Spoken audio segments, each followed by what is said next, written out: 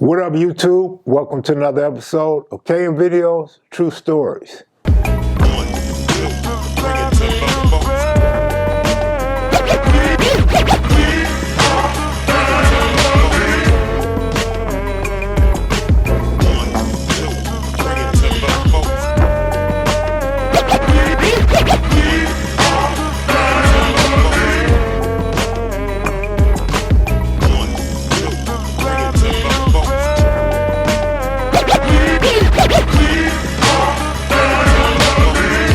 Welcome to another episode of kevmacvideos, True Stories.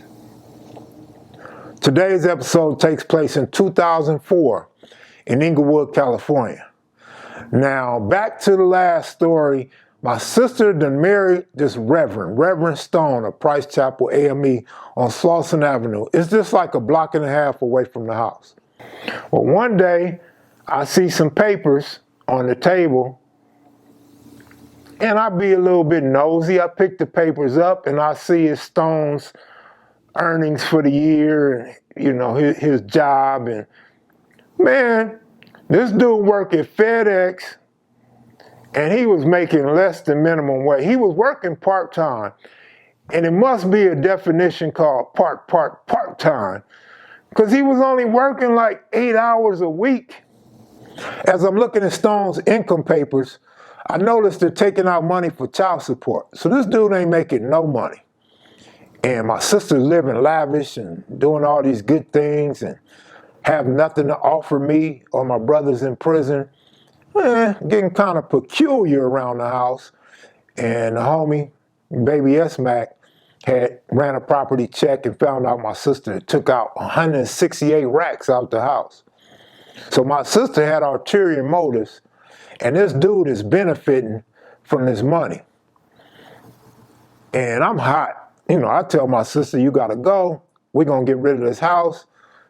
You're gonna get that nigga up out of here, so on and so forth. So she agrees. They gonna get out of there. As soon as they find a place, they're gonna get out of there. So one day, I decide I'm gonna rock up a zip.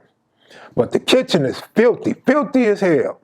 2 sinks, both of them filled with dishes, all the pots are dirty.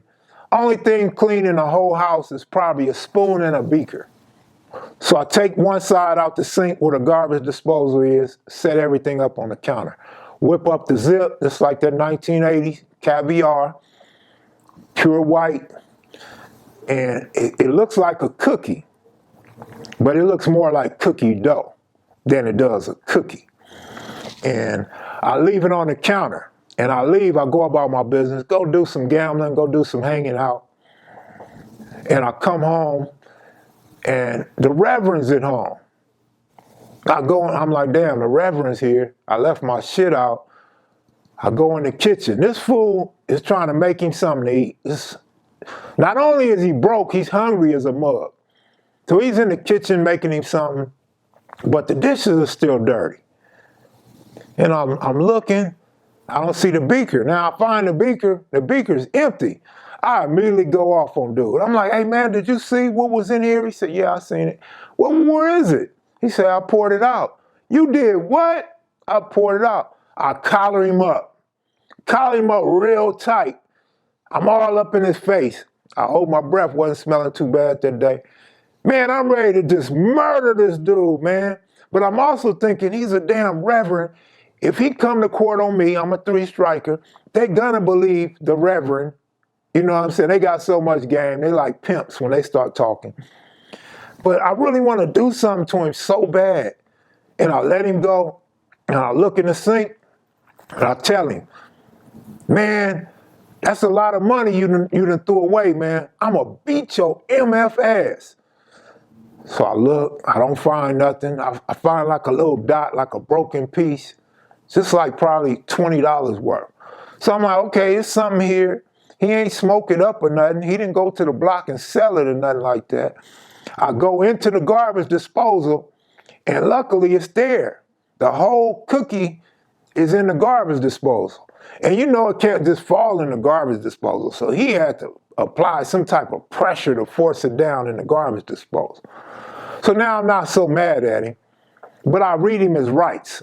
Like, nigga, don't be in this kitchen, don't touch nothing that ain't yours, ain't nothing in this house yours, not even your wife. As we standing in the kitchen, he tells me he don't know what the hell I got going on in here, but I'm going to hell. Ain't nothing going on in this house but sin. I'm sinning like every other hour. It's like 12 sins a day. And that ain't including when the homies come over. Maybe one of the homies want to knock a broad in the driveway or the backyard or in the bathroom, the bedroom. Nigga, this is the house of sin. And I tell him, you going to hell too. Nigga, you going to be in hell giving a sermon. And he like grudgingly doesn't really respond. Like he's all ears, no mouth. Like this nigga don't never hold no prayer. Like this nigga, I ain't never seen a nigga say no grace. Like, I don't know what you're thankful for. I don't know how you give your life to the Lord. I don't know why you tricking your congregation. I don't know what you're doing with your money. And I don't know what you're doing with your life. But you stay up in this house, you're going to lose your life one way or the other, nigga. You going to the penitentiary, or the Reverend going to be on the stand telling us about it. The Reverend's too nosy and too worried about what's going on over here. But, nigga, you living up in here. You don't pay no bills. And he goes to his room like a little kid being chastised. He goes into the room and he don't come out for the night. Good thing. So now I done cooled off a little bit and everything's kosher. One day, the homie Peanut is over. And Peanut has this cool looking girl come over. And they go in my bathroom. And they in the bathroom for quite a while. Peanut got the light off. He doesn't lock the door. It's kind of late at night. It's probably 10:30ish at night, 10ish at night, dark outside, and the Reverend comes home. And the Reverend walks into the bathroom. He don't knock. He turns the light on. Boom. He get his eye busted. He go on and go to his room because he already know I was going to go off on him. But, you know, Peanut should have had the light on in the door. Like, how you going to not lock the bathroom door? So I ain't really tripping off that. But, you know, I see how he took it. Like, he knew he was out of line for even coming in the house trying to use the bathroom. Nigga, go use the bathroom at the church. So I'm on the preacher's bumper. And I got this young nephew. And my young nephew, you can tell he's kind of solid. You can tell he's going to be with the business. I'm not sure how old he was, probably 15, 16. And I never told you the story. I go, when I catch the case, it's because they seen my nephew out there serving. I didn't have nothing to do with it, no knowledge of it. So I'm really catching the case because of my nephew. And then there were some other things that went on with other people in the neighborhood that pointing them in my direction. So it makes sense when they see my nephew out there serving, they automatically assume he working for me or I'm putting in his hands or whatever. Had nothing to do with me. So I low-key feel like my nephew owed me. Like, you was a juvenile. You should have took the rap, took your ass to camp. Your mother would have came and got you. Instead of me facing 3 strikes and having to take money out of mom's house and all that, right? So I'm pressuring my nephew to whoop the preacher's ass. And he won't do it. Now the preacher is yelling at my sister one day, and I'm like, hold on, buddy, like, we not doing that up in here. So now I tell my nephew, man, get that nigga. And my nephew don't want to get him because his mom. You know, when you're a kid, you think your mom's the world. You don't want to hurt moms, right? But I'm like, man, you got to get the preacher. I got your back. You take off on him, and we going to get him. But nephew don't want to get him. Oh, man, I got it out for this dude. I'm on his ass every chance I get. Then there's another day. I got about 12 homies in the backyard game. I'm talking about real homies, real solid homies. All of them my age or older. We got a big crap game in the backyard. And he walks and looks out the window, and he's looking, and I walk in the house to see what the hell he's looking at, and he asked me about the noise. What? Fool, you got the audacity to ask me about some noise, nigga? You got another address you could sleep at tonight? And he's like, man, y'all got money. Now you being nosy. Bro, this ain't your business, man. I ain't gonna tell you no more to stay out of my business. There he go acting like a little kid again. Put his head down, quiet, go to his room, don't come back out for the night. And you know how us men are, us hustlers, when you get broke, you start thinking of all kind of ways to get money and where the money in the household is going. Well, I'm broke as hell. And I'm thinking, man, this fool is benefiting from money out my mama's house, and this house ain't for him. The house ain't even for my sister. The house is meant for the 3 boys that was in prison when she passed. And now I'm home. I done had conversations with both my brothers. They done got a little bit of change, but I'm running this. This is me. Because sis, you done already messed up. And she knows it. She admits it. She's all for it. Dude, I know you juicing my sister, homie, and this shit ain't cool. Dude is riding around in cars that he convinced her to go to the auction. Go to one of them raggedy police auctions. And he keep buying these raggedy ass cars that last about 3 months before he need another one. And I'm not feeling this at all, man. It's like, it's to the boiling point now. Reverend got to get his ass whooped. They better hurry up and leave. So I had a conversation with my sister. Y'all ain't got much time. Y'all got to get up out of here. I'm changing all the locks, putting new bars on the house and everything. Y'all not getting up in this house. Matter of fact, let's go put the house in my name so you don't have nothing to do with this no more. And she tells me the house is getting ready to go on the market. So I'm like, oh, right, I'm cool with that. Now we in 2004, and my niece from Tricky and my other niece is turning 4 years old in April. So it's on or around April 12th. And they having a party at Queen Park in Inglewood off of Prairie in Manchester, I believe. Across the street from the cemetery. And I'm going to go because this is my niece and our birthdays are 2 days apart. So I'm going because me and my niece, we finna be something special. We finna be celebrating birthdays together for the rest of our lives. Maybe not every year, but this is my thoughts at the time. So I show up to Queen Park in Inglewood, and there's Tricky from Inglewood family. His partner Spider, Lil Spider from Inglewood family. And then the preacher shows up with my sister, the Reverend. And he got a football in his hand. The Reverend is probably 6'2" maybe, look like a straight nerd. Wears these glasses like bifocals, like dude can't see well. He's always turned down when I'm trying to fight him or chastise him. So he's a buster to me. Sister married a straight buster. I asked him why he got that football. He says, what you know about this? What? Oh, man. What you saying? He like, you got some flags? We not playing no flag football. Come on, man, let's play some tackle football. He said, well, let's wait and see who else come. And I tell him, ain't nobody else coming. Like Tricky, what's up? You got some homeboys coming? He said, yeah, maybe 1 or 2. All right, we'll wait a little while. So I'm telling Tricky, I want to bust his ass. I want to bust his motherfucking ass. So now you got Spider from Inglewood and you got the preacher. I want them to be on teams. I don't really want to go at Tricky. I mean, we celebrating a family birthday. And I ain't got no issues with Tricky. But nobody else comes, so we got to play 2-on-2 tackle football. And we trying to arrange a team. I'm not playing with the preacher. This ain't finna be our house against the Inglewood family. Any other thing, I'm cool with it. But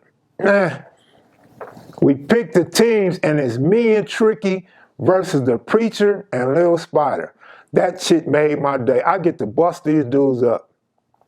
So we playing 2-on-2, and I'm hoping the preacher's gonna be wide receiver. Man, this dude's a dork. He can't be quarterback. He gotta be wide receiver.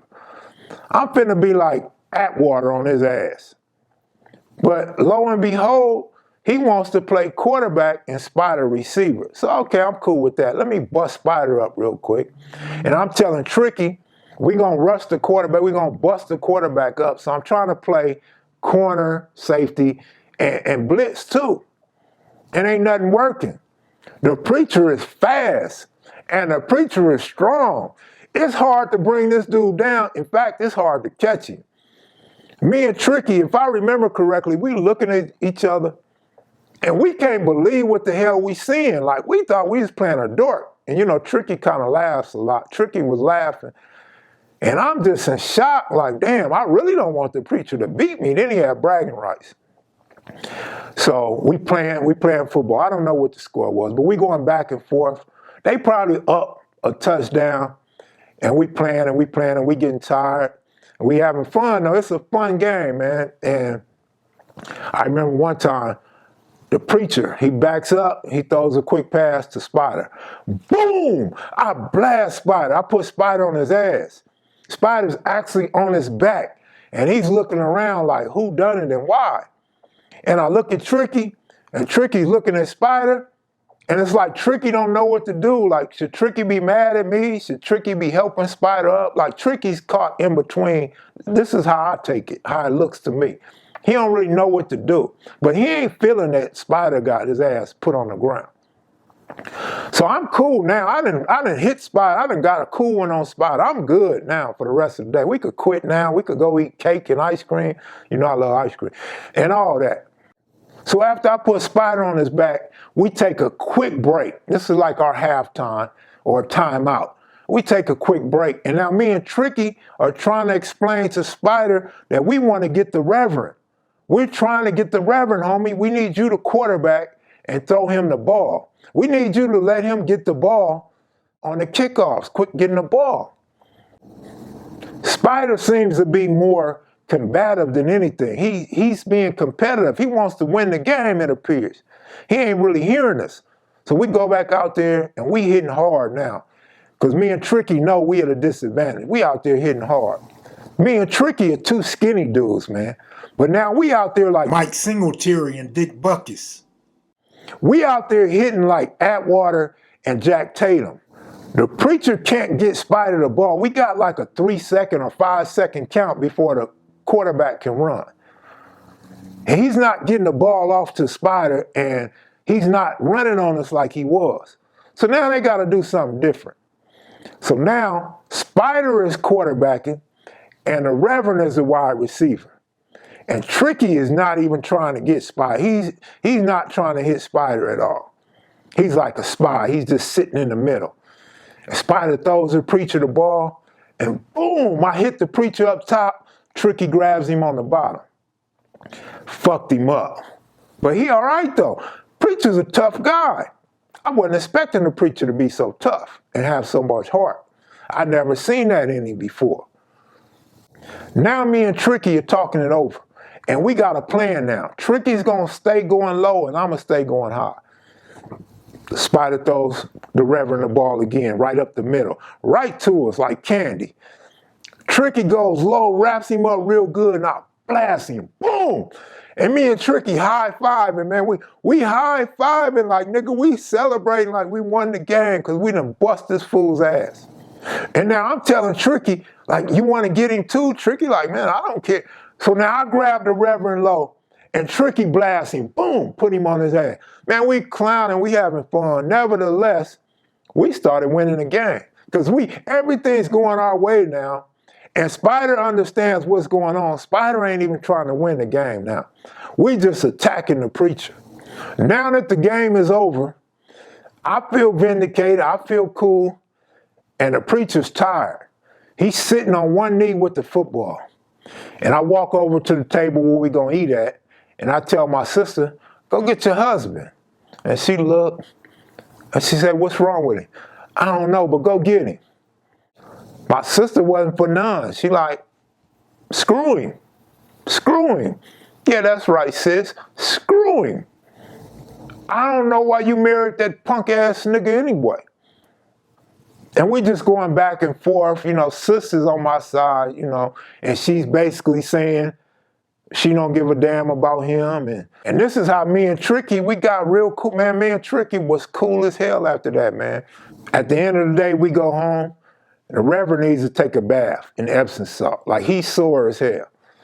But he gave me my props. He said, you know, we did good, blah, blah, blah. I don't want to hear that, really. And one day he comes home with a basketball. And I ask him, what are you doing with that? And he say, you want to play one-on-one? Yeah, let's play one-on-one. So we go to 54th Street School and we play one-on-one. We going up to 11. We not playing for no money or nothing. We just playing for bragging rights. Preacher had some game on the basketball court too. And I can't really hang with him, but the preacher makes a mistake of getting too physical. I get mad when you get too physical and you're already better than me. Like, don't clown me. Don't add insult to injury. So now I'm getting physical. And you can tell the preacher want to fight, but he know he don't want to fight me. He want to get physical and all that. He want to go bodies, push each other out the way, go for tough rebounds, but he don't want to fight. He know I want to fight. The preacher's winning. Preacher's up by a couple of baskets. And he don't want to shoot no J's. I feel like if he shoots some J's, I'm going to beat him. He keeps going to the rack. So he goes to the rack, and this fool tries to dunk. Like this old dude, I'm not expecting him to try to dunk. He tries to dunk on me, and he elbows me on the top of my chest. I'm hot. So now, I'm probably about to lose the game, and I'm finna get dirty as I could get. So the preacher comes in, he does this spin, I trip him. Oh man, sorry about that. He gets up. He comes back in, I trip him. Man, sorry about that. And he goes for it again. Now he's playing soft, he want to shoot from the outside, and I'm grabbing a rebound, and now I come back on him. I don't know the score, something like 8-8. It's like a tie game. And now I really want to beat this dude.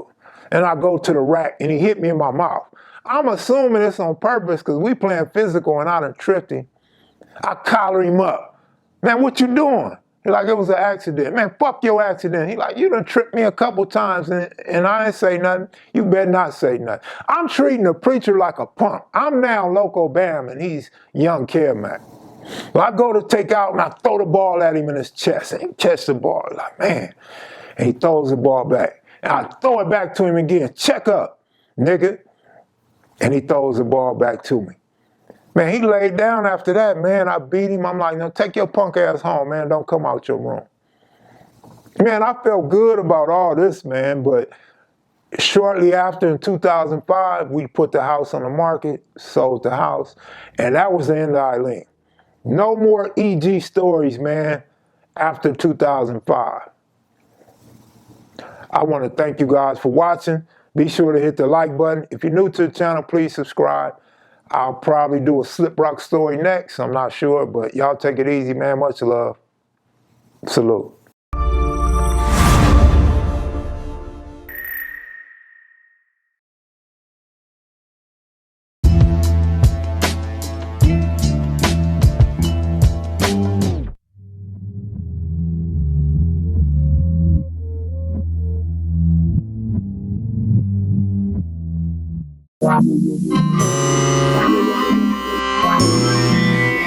Sitting reminiscing about the days of way back.